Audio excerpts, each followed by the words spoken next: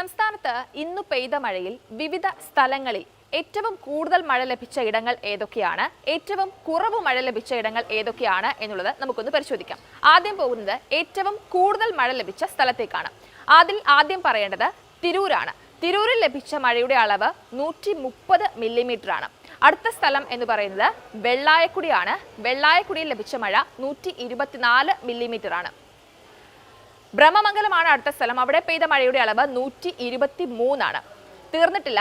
കുമരകത്തേക്ക് വരികയാണെങ്കിൽ അവിടെ പെയ്ത മഴയുടെ അളവ് 120.5 മില്ലിമീറ്റർ ആണ്. അടുത്ത സ്ഥലം കുറുവിലങ്ങാടേക്ക് വരികയാണെങ്കിൽ കുറുവിലങ്ങാട് 116 മില്ലിമീറ്റർ മഴയാണ് ലഭിച്ചത്.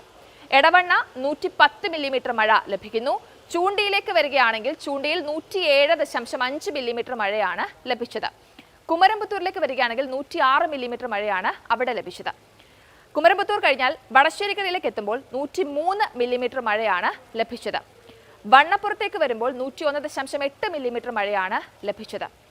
താമരശ്ശേരിയിലേക്ക് വരുമ്പോൾ 100 മില്ലിമീറ്റർ മഴയാണ് അവിടെ ലഭിച്ചത്. ഇനി ഏറ്റവും കുറവ് മഴ ലഭിച്ച പ്രദേശങ്ങൾ, ഏറ്റവും കുറവ് മഴ ലഭിച്ച സ്ഥലങ്ങൾ എവിടെയാണ് എന്നുള്ളത് പരിശോധിക്കാം. അതിലേക്ക് വരുമ്പോൾ ആദ്യം നമ്മൾ പോകുന്നത് പാലയാണ്. പാലയിൽ 65 മില്ലിമീറ്റർ മഴയാണ് ലഭിച്ചത്. പാല കഴിഞ്ഞാലുള്ള അടുത്ത സ്ഥലം കുമളിയാണ്. കുമളിയിൽ 64.8 മില്ലിമീറ്റർ മഴയാണ് ലഭിച്ചത്.